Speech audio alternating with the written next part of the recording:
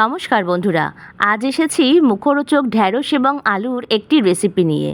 যারা ঢ্যাঁড়স খেতে একদম অপছন্দ করে থাকেন, আজকের রেসিপিটি তাদের জন্য। চলুন তবে রেসিপিটি শুরু করে নেওয়া যাক। এখানে আমি প্রায় 500 গ্রাম পরিমাণ ঢ্যাঁড়স নিয়েছি। এবার ঢ্যাঁড়সগুলোকে ঠিক কিভাবে কেটে নিচ্ছি একটু লক্ষ্য করে দেখবেন। একটু বাঁকিয়ে ঢ্যাঁড়সগুলোকে কাটতে হবে। এতে বাচ্চারা যেমন ভালোবাসে তেমন দেখতেও কিন্তু এগুলোকে বেশ ইউনিক মনে হয়।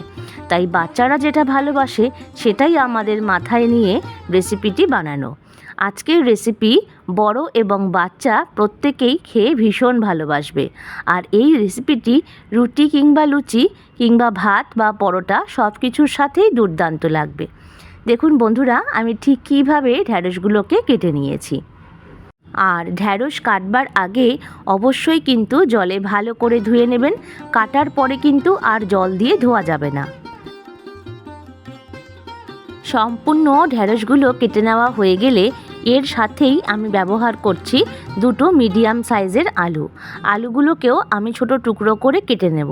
ঠিক যেভাবে আমরা ঢ্যাঁড়সগুলোকে কেটে নিয়েছি তার সাথে সামঞ্জস্য রেখে আমি আলুগুলোকে কেটে নিচ্ছি। চাইলে আপনারা লম্বা করেও আলুগুলোকে কেটে নিতে পারেন। আশা করছি আজকের রেসিপিটি সকলের ভালো লাগবে। যদি ভালো লেগে থাকে লাইক, শেয়ার এবং কমেন্টস করবেন। আর নতুন বন্ধুরা চ্যানেলটিকে সাবস্ক্রাইব করে আমার প্লিজ পাশে থাকবেন। দেখুন আমি কিভাবে আলুগুলোকে কেটে নিচ্ছি। আলু কাটা হয়ে গেলে অবশ্যই কিন্তু আলুগুলোকেও ধুয়ে নিতে হবে।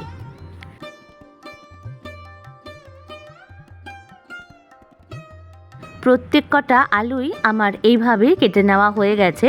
দেখুন বন্ধুরা, ঠিক ঢ্যাঁড়সের মতনই কিন্তু সাইজগুলো হয়েছে।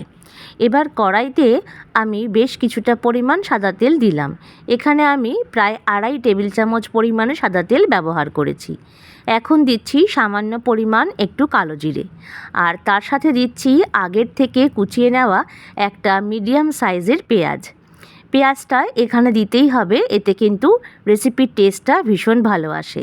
আর এখন দিলাম প্রায় 4-5টা মতন কাঁচা লঙ্কা সামান্য ভেঙে।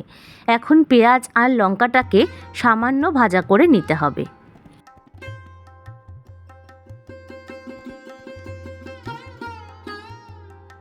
আজকের রেসিপিটা কে কোথা থেকে দেখছেন কমেন্ট বক্সে জানাতে কিন্তু একদম ভুলবেন না। আপনাদের ধন্যবাদ জানাতে পারলে আমার ভীষণ ভালো লাগবে।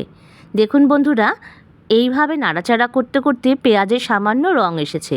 ঠিক সেই সময় এবার কেটে রাখা আলুগুলোকে আমাদের দিয়ে দিতে হবে। এখন আলু দিয়ে বেশ ভালোভাবে একবার নাড়াচাড়া করে নেব।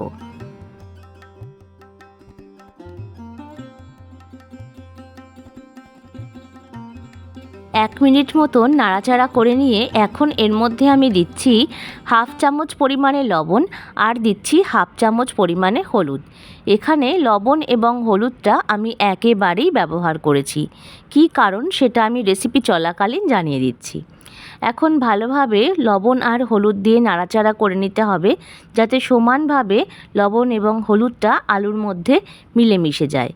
তারপর একটা ঢাকনা দিয়ে ঠিক 2 থেকে 3 মিনিটের জন্য ঢেকে দেব। 3 মিনিট পরে ফিরে আসলাম। দেখুন বন্ধুরা, রঙটা কিন্তু বেশ খানিকটা চেঞ্জ হয়েছে এবং আলুগুলো বেশ সুন্দরভাবে কিন্তু ভাজা হয়েছে। আর এদিকে পেঁয়াজটাও বেশ সুন্দরভাবে রং এসে গেছে। এখন যে ঢ্যাঁড়সগুলোকে আমরা কেটে রেখে দিয়েছিলাম সেটাকে এবার আমি একে একে দিয়ে দিচ্ছি।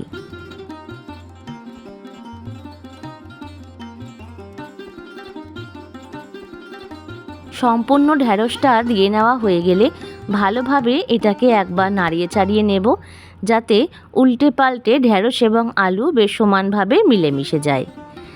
এবার একটা ঢাকনা দিয়ে আবারও আমি 2 মিনিটের জন্য ঢেকে দেব।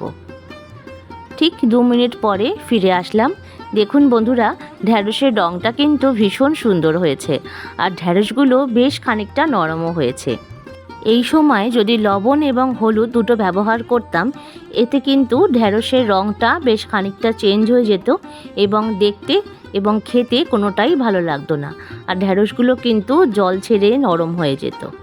এখন আমি দিচ্ছি সামান্য পরিমাণ একটু পোস্ত। এখানে ছোট চামচের 1 চামচ পরিমাণ পোস্ত ব্যবহার করেছি। পোস্তটা দেওয়ার জন্যই এই রেসিপির স্বাদ কিন্তু একদম দুর্দান্ত আসে। এইভাবে একবার রেসিপিটি বানিয়ে দেখুন। এখন 1 থেকে 1.5 মিনিট মতন বেশ ভালোভাবে পোস্তটা দিয়ে নাড়াচাড়া করে নিতে হবে, আর গ্যাসের ফ্লেম অবশ্যই মিডিয়ামে রেখে রেসিপিটি বানাবেন। এখন দিচ্ছি সামান্য পরিমাণে একটু চিনি, যাতে স্বাদটা ভালো আসে। চাইলে এটা আপনারা স্কিপও করতে পারেন। এদিক ওদিক করে একবার নাড়িয়ে চাড়িয়ে দিলেই রেডি আমাদের মুখরোচক ঢ্যাঁড়স আলু ভাজা। রেসিপিটি খেতে কিন্তু অসম্ভব ভালো হয়, আর এটা রুটি কিংবা লুচি বা পরোটা বা ভাত সব কিছুর সাথেই দুর্দান্ত লাগে। একটা খুন্তির সাহায্যে আলুটাকে আমি ভেঙে দেখালাম। দেখুন বন্ধুরা, আলুটাও কিন্তু বেশ সুন্দরভাবে গলে গেছে। চলুন তবে এবার একটি পাত্রে আমি পরিবেশন করে নিই।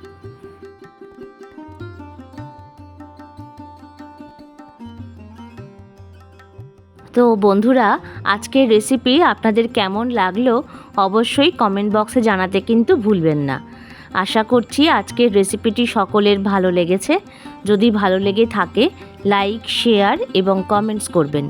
আর নতুন বন্ধুরা চ্যানেলটিকে সাবস্ক্রাইব করে আমার প্লিজ পাশে থাকবেন। প্রত্যেকে ভালো থাকবেন, সুস্থ থাকবেন, অনেক আনন্দে থাকবেন। রেসিপিটি এতক্ষণ দেখার জন্য অসংখ্য ধন্যবাদ। ফিরে আসছি পরবর্তী আরও একটি নতুন ভিডিও নিয়ে।